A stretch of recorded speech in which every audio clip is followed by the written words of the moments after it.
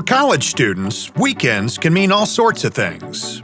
Packing the stadium for a football game, cramming for next week's test, a wild party across campus.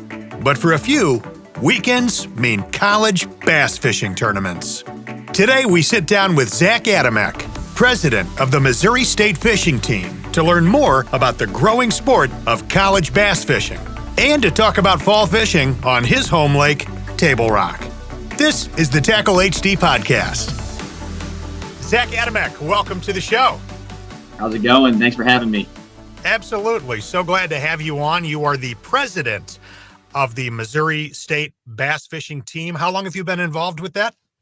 So I've actually been on the team. I'm a junior now, so this is going in my third season on the team. I've been on the board since I was a freshman, and pretty involved with the team. And I've, obviously it's been my dream and been my, my goal to kind of lead the team and, stay involved besides, off the water and everything like that. And the president was the best opportunity to do that. And I felt like it was a great time for me to step in after our great past presidents and, make a difference with the team that's, given me so much. What are the duties of a college bass fishing team president? So I do everything from, booking housing to dealing with anything that the school presents us, as well as, working with the committee. I have a board of, 5 or 6 guys that, help us get sponsors and, manage our money and stuff like that. One of the big things with a public school is we don't have the funding that a lot of these private schools do, like Henry and Drury and, various private schools. So a lot of the funding, it comes from donors and sponsors, and it's all really on us. The harder we work, the more benefit we get. So we work really, really hard, and we have some great sponsors that have stepped up and helped us this year. But yeah, the presidency, it's not an easy job, but it's definitely rewarding when you see your guys succeed, and you've kind of set these guys up to fish good, feel good, and go out there and compete. So. Well, I'm a little bit older than you. I'm sure you're aware of that. And I didn't think college bass fishing was a thing when I was in college. Turns out it was. I just wasn't aware of it. And the schools that I actually went to 3 different colleges before I wrapped things up. But the schools I went to, maybe they do now, but at that time they did not have teams. I looked it up. The first college bass fishing tournament took place back in 1992. It was on Lake Monroe, Indiana, April 92, between Purdue University and Indiana University. So this is 30 years ago. Purdue won the event by 3 pounds. So I'm sure a lot has changed and things have evolved since they got that going. Tell me about the typical college bass fishing tournament format. How does this whole thing work when you guys get out there? Yeah, so typically, there's really 2 main formats, but the main format we focus on is just a 5 fish limit, your best 5 legal fish over the course of 1 or 2 days. We fish 3 different circuits. We fish the Association of College Anglers, MLF, and then Bassmaster College Series. And so the only ones, mostly all of our tournaments are 5 fish limit. The only 2 out of the year that aren't are the Big Bass Bash by Association of College Anglers. They have it on Kentucky Lake in the fall and the spring. But other than that, it's your typical 5 fish format, and 2-day event. 1 day MLF events are 1 day. Bassmaster and ACA are 2-day events, and then the national championships are 3-day events. It's you miss a lot of time away from school, but there's really nothing better than going away from home, going away from school, and chasing that dream with your best friends and competing and doing what you love. The typical format away from just the tournament format is, we're leaving on Sunday, Monday, and not getting back for 7 to 10 days. We're practicing 3 and 4 days and then 2 days of competition. So it's a busy job, and it's not easy by any means, but it's a lot of fun. So with things being the way that they are now, when it's a tournament week and it's the middle of the school year, do the members of the team just kind of switch over to virtual learning to keep up with their classes? Does that work? A lot of guys, yes. A lot of guys have online classes already. Typically, there's a lot of programs at Missouri State that offer online like track. I particularly am not. I've just gotten lucky over the years with the classes that I've been able to take the last 2 years. they have been offered online. So I go ahead and take those online. So I'm able to travel and it's a lot easier. Mhm. However, we have a really good support system with our advisor, Mr. Phelps, and the school works with us really well with excused absences and stuff like that. So as long as we're getting our work done, I mean, I stress to the guys, you guys are here for an education. Make sure you're going to class, getting your tests done and stuff on time. Another thing I will mention is when we are away at tournaments, it's we're fishing from daylight till dark, and then doing homework till 1, 2, 3 o'clock in the morning, getting up and doing it again. So there's really not much sleep, but I will tell you what, we are here for an education, and every college angler will tell you that um, I've never done so much schoolwork from the passenger seat of a car or in the back of a creek, practicing Yeah. for a tournament or something like that. So it's a different way to go about school than your typical student, but you got to make adjustments to chase your dreams. How many people are on the team? We have On around your 30. team? We have around 30 guys. Yeah, we have a really good incoming class and a few transfers that have performed well for us this year. But typically we have about 30 guys every year, and about half of those guys have boats. So it really kind of evens out, with the co's and the boaters. And it's a two men in a boat each tournament. So, but yeah, we have a really good team. Guys come from all different sorts of backgrounds, and guys that are local, guys from up north, guys from down south. So it really helps us kind of succeed at some of these tournaments with different backgrounds and different experiences at certain fisheries. Now I'm kind of curious, just how, for scoring purposes, are all 30 guys, let's say that's 15 boats you guys put into a tournament. Let's say there's some other school that has 8 guys and they've only got a couple of boats. How when it comes down to the end of it scoring, how does is it more of an individual thing or So yeah, I mean, obviously with typical bass fishing tournaments, you are competing against your team, and each other. But and I mean, I guess it's every boat for itself. But then the nice thing about it is Association of College Anglers has the Bass Pro Shop School of the Year, which is kind of the main. It's similar to college football rankings, but it's kind of the main thing we all chase down. Every college team chases down. It's those ranking points. So that's kind of how those are scored, and they redevelop how they score those points at each tournament. So each tournament you're able to score school of the year points at, and I think it's up to 2 boats. So your top 3 finishing boats, like inside the top 100, will score points. So if we have 15 boats, that really just increases our chances on getting inside that top 100 to get those points. And obviously, the higher you finish, the more points you get. I think we got around 1,200 points, which is a lot. Based off our last finish, we had a couple guys on our team finish second at Lake of the Ozarks in the Abu Garcia MLF college event, and so they got us a lot of points. So obviously, the past few tournaments, depending on where you finish, obviously, you want to get inside that top 100 to get points, but you want to finish as high as you can in every tournament to get those points. But it's really nice because, although we are competing against each other, we're all rooting each other on, so we could all get into that top 100 and get points for the school. and you are competing for money. Correct. Yeah. So yeah, there are contingency programs. There's cash prizes, there's boats, there's gift cards, there's um, discount codes. There's all kinds of stuff that they give away to the college guys. They really take care of us, and there's a lot of benefit to college fishing in these tournaments that really motivate these guys to get out there and compete. Well, and I'm sure all the winnings, whether it's $10,000 or a boat, that's just going right back to the program. And you're just kind of using that to expand the program, right? To pay for Correct. travel, to pay for gear. Correct. Yeah. Does the school own any boats or is it all private ownership? So yeah, all of it's private ownership. So it really kind of depends on the tournament.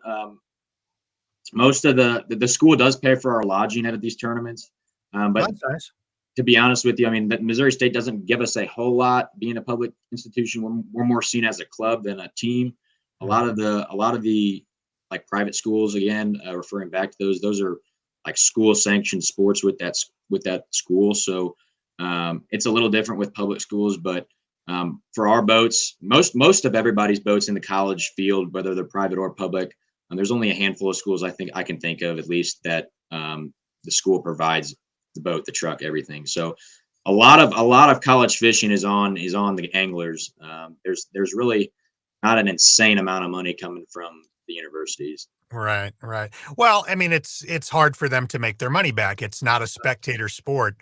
Kind of on that note, this isn't something that a university can sell tickets to, or you can tell even all your friends, hey, come out and watch us this weekend because you're miles offshore. Yeah, What are things that you guys are able to do to grow this and to get more eyes on you? I mean, I've got to think social media is the best thing that ever happened to college bass fishing.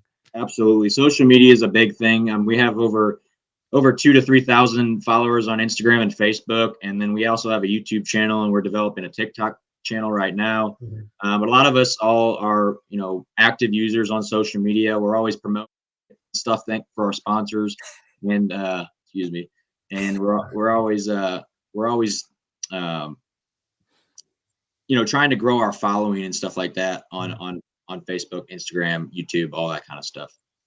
I would think there's got to be some, up and coming videographers, whether it's people in programs at the school or just friends of yours that are into that kind of stuff. And I mean, I would think get them out there on a boat with you and just get some cool footage. That would Ab- certainly be.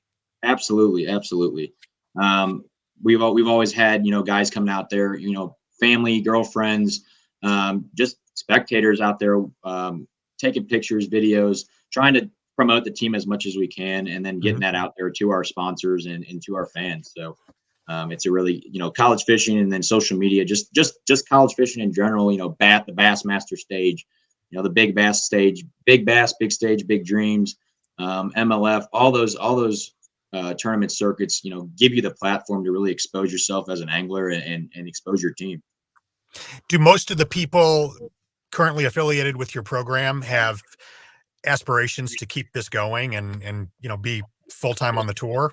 I know a handful of us do. I know I am for sure. Mhm. I wouldn't say all of us do, but we're all avid fishermen, and obviously are chasing down, compete for national championships and possibly even making the Bassmaster Classic if we can go that far. That's pretty cool. The cool thing about college fishing, at least for Bassmasters, they give college anglers the opportunity to compete every year for a classic berth. So that's kind of the one thing every one of us kind of chases down at the end of the year is qualifying for that national championship, then doing well at that, making the bracket, and so on and so forth, getting into the classics. So um, it's one of those things that fuels the fire for us guys. And although some of us may graduate and go into the professional field and get desk jobs or whatever, and aside from fishing, there is a handful of us that obviously want to keep this going and fish as long as we can and see if we can make it. So I guess the the question that still lingers is what are the things that a person needs to do to officially get onto the team? Is it just like, hey, I love to fish. Here I am. I brought my gear. Or are there hoops to jump through like with Absolutely. any sport?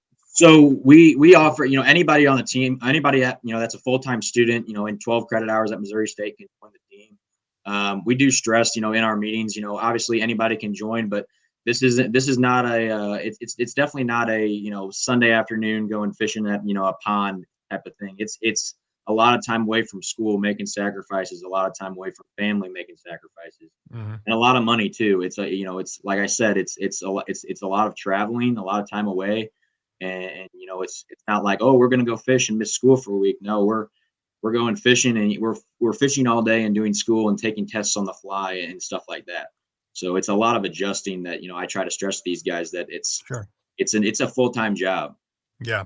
So it's more that yes, anybody with the interest can get in, but you've got to understand that these are the demands of this thing. And Right. do you get a lot of people that maybe dabble around with it and just can't hack it? And Yes and no. I mean, a lot of us, we have a few guys that on our team that have never fished a tournament before, and they fished their first couple tournaments and they fall in love with it, and start to grow as an angler.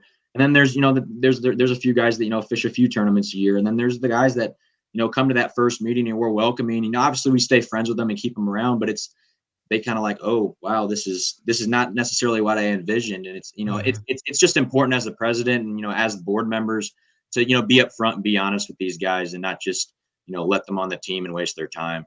Oh, for sure. And I'm sure, I mean, obviously, a lot of these people probably have, their family back at home that's paying for their education, who might not be cool with them disappearing from campus for, several weeks throughout the semester. I could totally see that being a thing. Absolutely. I think my first semester of college, or my second semester of college, freshman year, it was similar last semester, but I think freshman year, second semester, I was on, which is obviously prime fishing time, March, April. I was probably on campus 5 weeks out of the 18 weeks we were in school. I mean, just constantly gone. That's pretty demanding. Yeah. So when does the season run for you guys? So typically there's a fall and a spring season. Right now we're kind of in our dead time. So about end of October all the way through relatively the end of January it's kind of dead. There's really no tournaments going on besides smaller fundraiser events, which a lot of the schools use this time to host winter series or winter fundraising events, tournaments and stuff like that to raise money for their clubs. But I would say typically from about August or September through end of November or end of October, and then about January, our first Bassmaster tournament this year, we head down to the Harris Chain in end of January, and then that's through the summer. So it's really about 8 to 10 months out of the year we're traveling pretty hard. So How it's many nice. events will you It's do nice. in the next year, in the next school year? Probably 20 to 30 like Okay. college events, and then that's not even counting the stuff on the side that I'll do, just amateur tournaments and stuff like that I just do Very for cool. fun and to keep sharp. I saw you post something on Facebook. I guess it was going back to the school rankings. The number one spot, I guess this is for up to date now for 2022. That number one spot for the college fishing program was McKendree University in Lebanon, Illinois. Are they consistently a top school? Absolutely. McKendree's a great program. Coach John Renderer, I know him really well. He's a really great guy. John and Carla do an incredible job at running that program, and McKendree is really on board with their bass fishing program. I know a bunch of guys over there. I'm friends with a lot of those guys. It's really nice traveling the country because you get to meet a lot of guys from different universities and schools and different backgrounds. And we're staying at the same hotels and near same Airbnbs and seeing each other on the dock and stuff like that. So we make friends with these guys, and they're all great anglers, and it's a team of sticks over there for sure. Is there any schools that are giving out scholarships for this? Oh yeah, yep. I'm Really? not too aware of what the extents of that are. I mean, Missouri State doesn't offer scholarships, but I'm pretty familiar. I'm pretty sure that there's a few private schools and organizations that have the funding to be able to give scholarships, which is it's pretty awesome. And it grows the sport, and it gets the youth involved that want to get into college fishing and take their fishing to the next level for sure. So, And it's a unique recruitment tool for those high school students that are hardcore into fishing. Oh, did yep, you know that you could join our bass fishing team? That's a absolutely, pretty cool thing. absolutely, absolutely.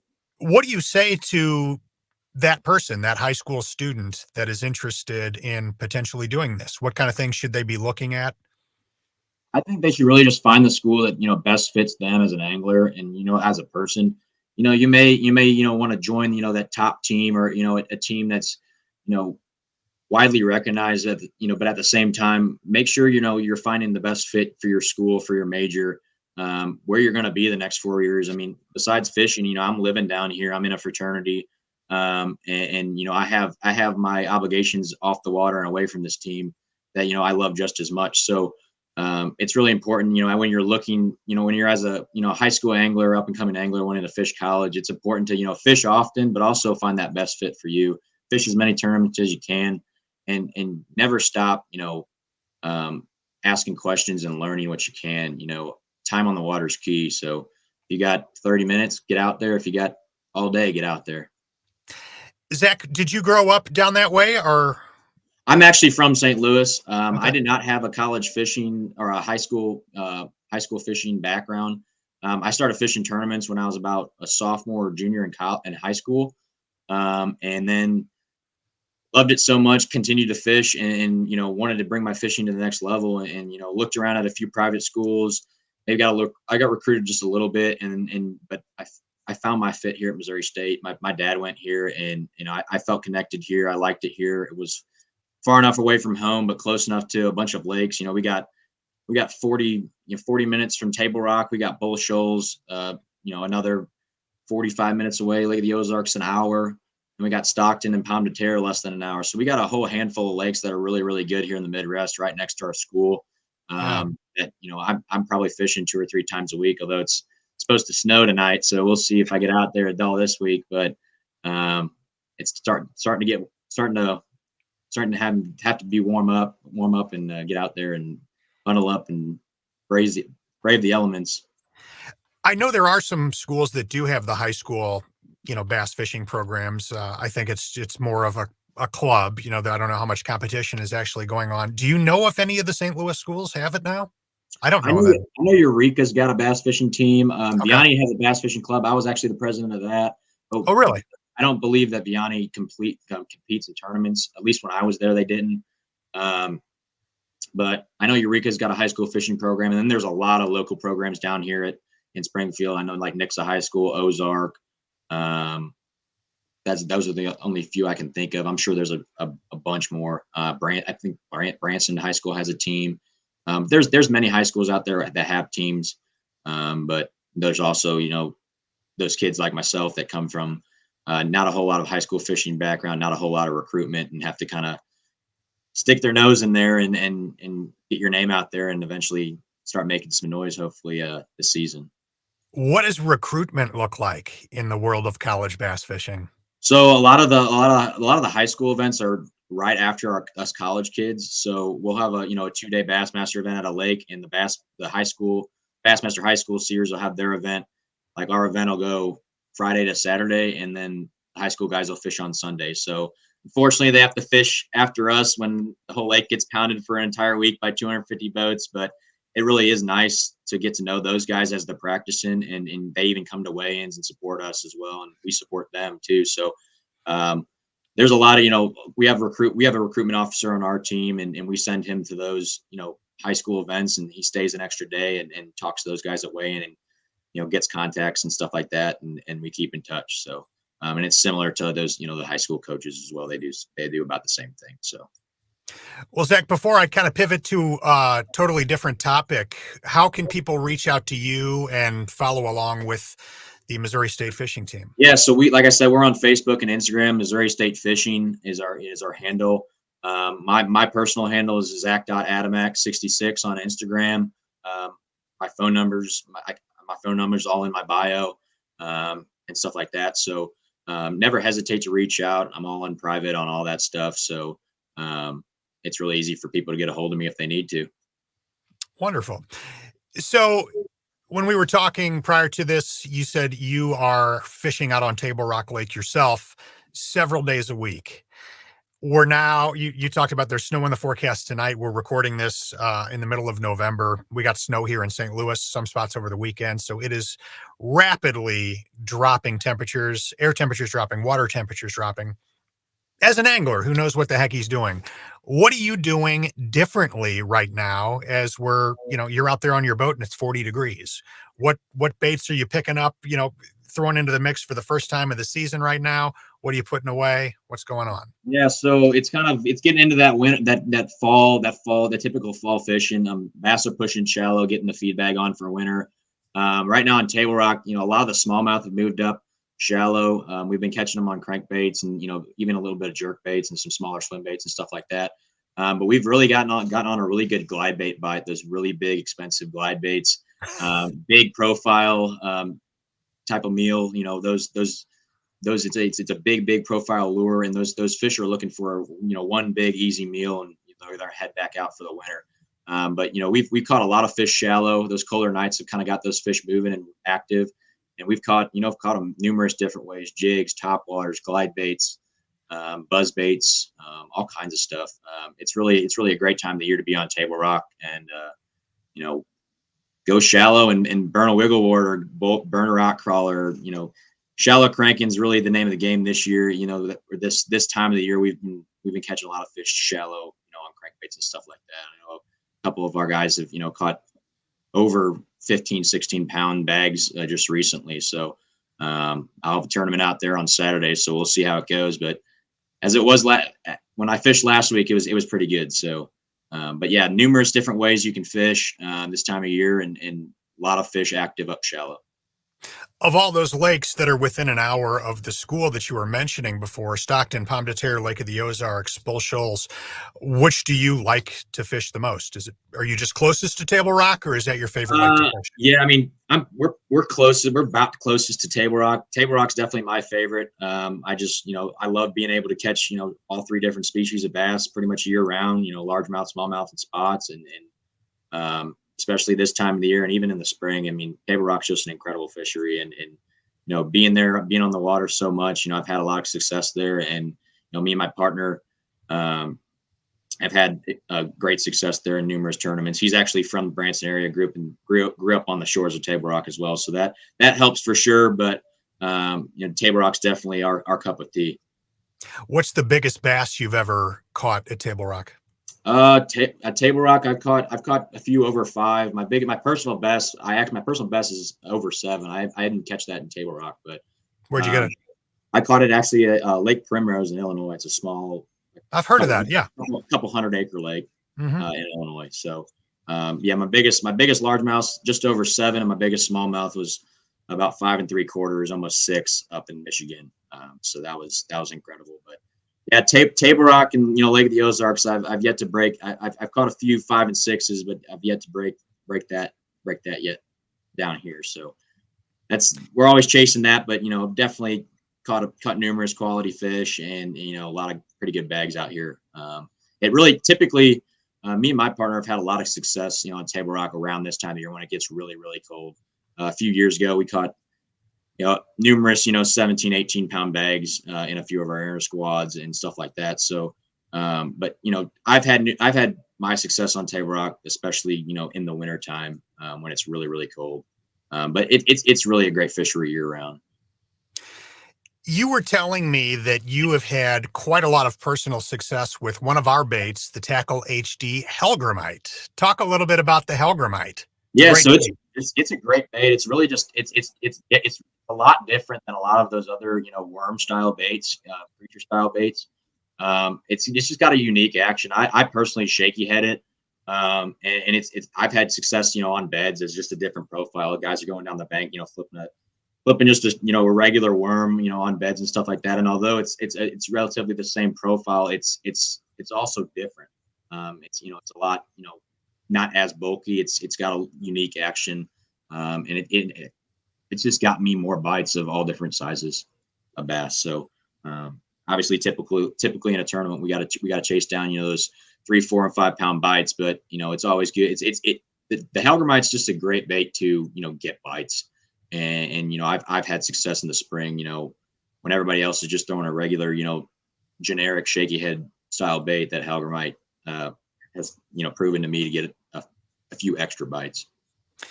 Well, that's great to hear. And for everybody listening, if you've never fished with the Hellgrammite, do it. You're going to see displays like these behind me in Walmart locations from mid-Missouri, where Zach's located, on down through Arkansas. You go to the fishing department, and these are typically on the end caps. One of them is full of the Hellgrammites. We've got a 5-inch version and a 3.5-inch version available in those stores and on our website, which you see listed down below.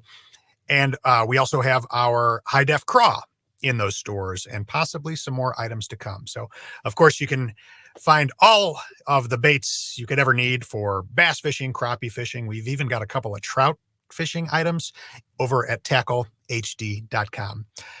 Zach Adamec, president of the Missouri State Bass Fishing Team, thank you so much for joining us today. One more time, if you would, please give out your socials, the team's socials, so people can follow along with you guys. Yeah, so thanks for having me. I really enjoyed being on this podcast. Of course. My handles is on Instagram is Zach Adamec, Zach.Adamec66, and you can follow Missouri State Fishing on Instagram and Facebook at Mo State Fishing. There's those handles, and all of us anglers are all showcased on all those social media platforms. So you can give us all a follow and get to know all the anglers on our team and kind of what we have to offer to college fishing, and follow us along all year long. We really appreciate the support. Well, Zach, best of luck as you finish up your junior year, and best of luck in the spring season. Thanks for being on the show. Thanks so much. Appreciate it.